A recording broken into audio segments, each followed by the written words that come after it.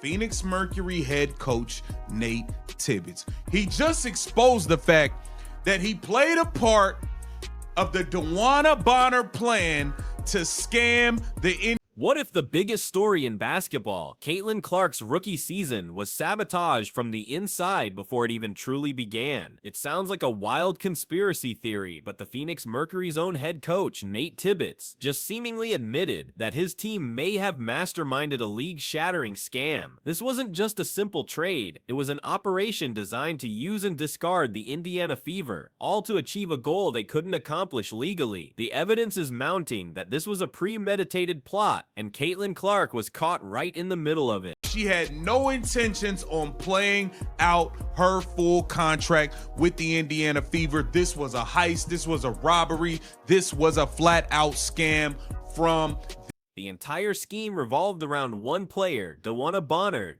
She was sold to the Indiana Fever and its fan base as the missing piece, the veteran presence who would mentor the young superstar Caitlin Clark and provide stability to a rising team. Instead, she became the central figure in what many are now calling a calculated heist. This wasn't just a change of heart, it was an act of profound betrayal that appears to have been planned from the very beginning, with the Fever, their fans, and their new franchise players serving as the unsuspecting pawns in a much larger game. Her brief tenure wasn't a partnership, it was a robbery. It's literally exposes how he's been planning to get DeWanna Bonner, how they orchestrated this whole thing. Let's get right into it, man. DeWanna Bonner should be under investigation. The Phoenix Mercury should be under investigation for tampering. You should be under investigation for tampering with the player while they're on another roster. Yes, you should. Yes, you should. The most damning evidence comes directly from the Mercury's head coach, a man who should have known better than to say the quiet part out loud.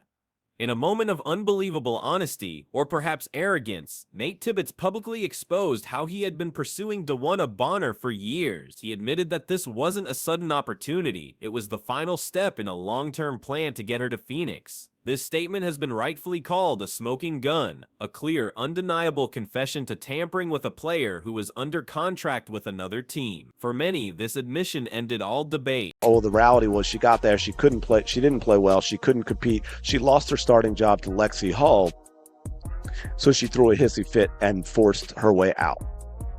And that makes DeWanna Bonner look all kinds of terrible. This alleged tampering wasn't just a recent scheme hatched during the last offseason. According to Tibbetts' own timeline, he was trying to bring Bonner to Phoenix for the last 2 off-seasons. This is a crucial detail, because it means he was actively working to acquire her while she was still a star player for the Connecticut Sun, long before the Indiana Fever were even in the picture. The WNBA has strict rules against this type of contact for a reason. It destabilizes teams and undermines the integrity of contracts. But it seems the Phoenix Mercury decided those rules simply didn't apply to them. Luckily, the last 2 off seasons, we've tried to get DB to come back to Phoenix, and so we've been able.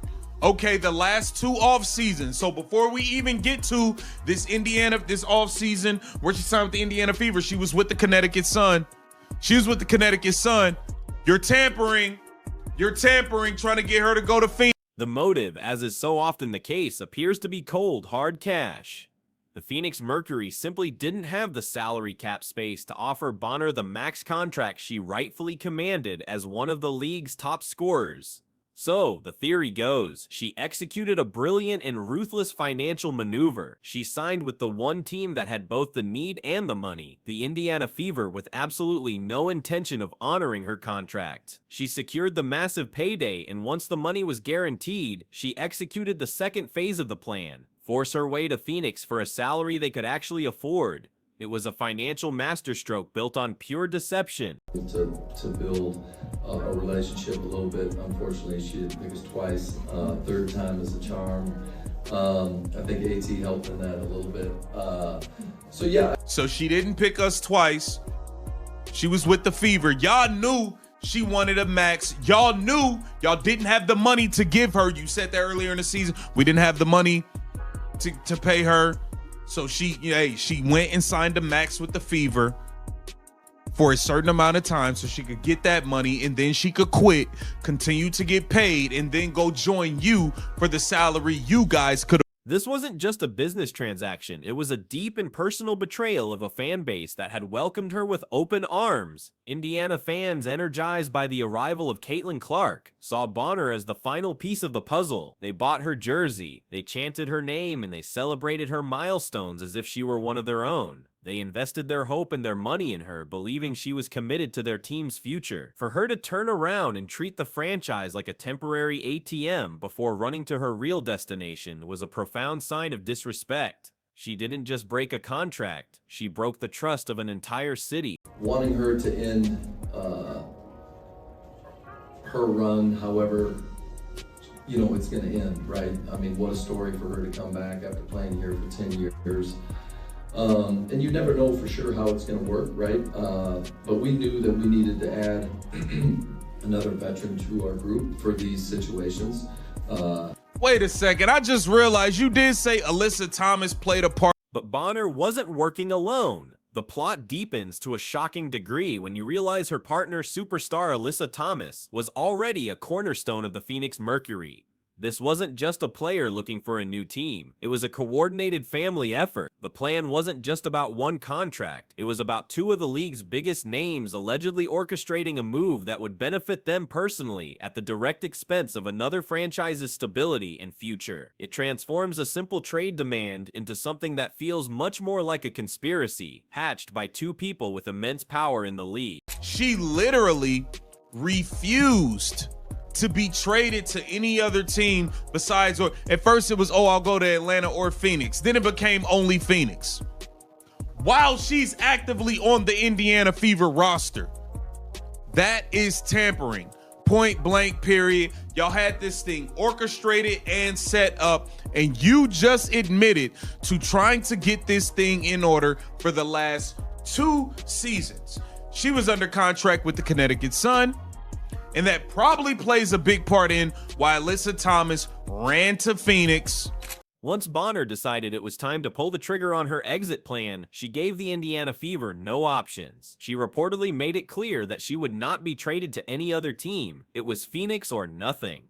This incredible power play left the Fever completely cornered with zero leverage. They were forced to accept a deal they never wanted to make, likely for assets that couldn't possibly replace a player of her caliber. It was the final move that confirmed what many suspected: this destination was predetermined, and her time in Indiana was just a temporary and highly lucrative layover. Phoenix, knowing that you guys were already had a deal in place to bring DeWanna Bonner over, which is how she scammed the Indiana Fever, lied, pretended that she was going to be this veteran presence for Caitlin Clark and all of this stuff, all of this nonsense that she had no intentions of doing, and then she quit within 8 to 10 games. The biggest casualty in all of this, aside from the Fever organization itself, was Caitlin Clark. She was promised a veteran mentor, a WNBA legend who would help her navigate the immense pressures of her rookie season.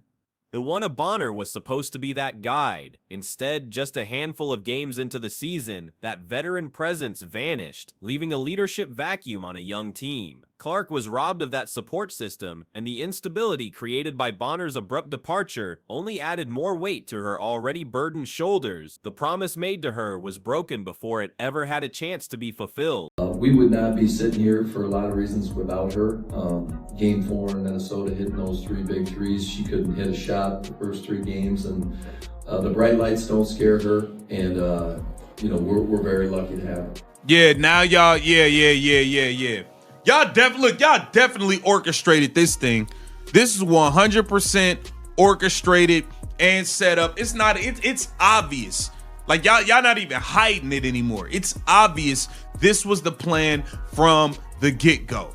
This was the plan, y'all. She never had any intentions on finishing out a full season. Her contract, which she was contractually obligated to the. With this revelation, Alyssa Thomas's role becomes crystal clear. She wasn't just a passive bystander. She was allegedly the anchor in Phoenix, the inside woman waiting for the plan to come to fruition. All the while, Bonner was in front of cameras in Indiana, speaking passionately about being a mentor for Caitlin Clark and leading this young team to new heights. It now seems like it was all a performance, a carefully crafted lie designed to mask her true intentions, until the moment was right to quit on the team, collect her money, and reunite with her partner in Phoenix. Playing that out.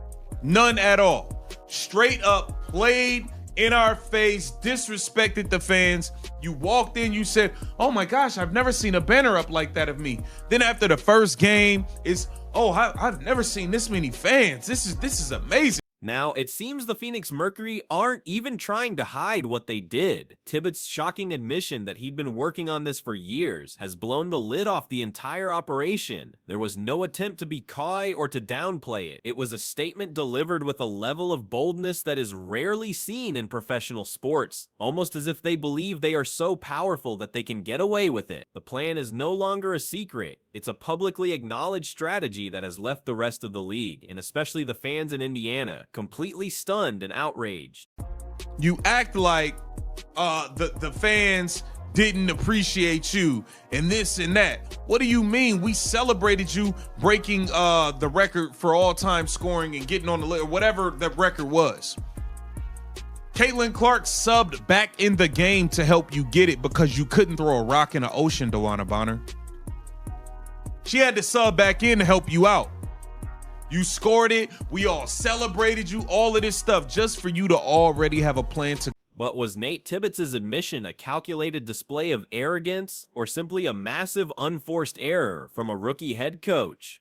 Some might argue he was just being transparent about his desire to build a winning team. However, openly stating a multi-year pursuit of a player under contract with two different teams during that period crosses a clear line. It wasn't just expressing interest, it was detailing a long-term campaign. Whether it was a slip of the tongue or a sign of organizational hubris, the result is the same. It exposed the entire scheme for the world to see and gave the Indiana Fever all the ammunition they need to feel scammed. Bonner signs a max contract, scams the team of the bread, is receiving payments, all while refusing to show up to work.